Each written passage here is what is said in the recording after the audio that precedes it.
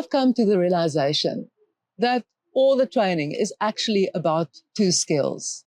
It really is about self-management, not time management, self-management, and then your emotional maturity.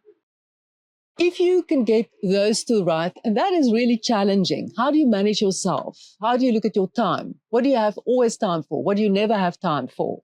How much is your time worth? Self-management, practicing self-care, putting boundaries in place, using time boxing. And then the maturity to say, yes, I'm procrastinating, but I may be procrastinating because that activity doesn't really have a lot of value for me. So my advice would be for anything, leadership, conflict, time management, you name it, it would be first focus on your self-management and then ask yourself, how emotionally mature am I? And how much time do I spend holding on to a trigger and really diving into it and not letting go?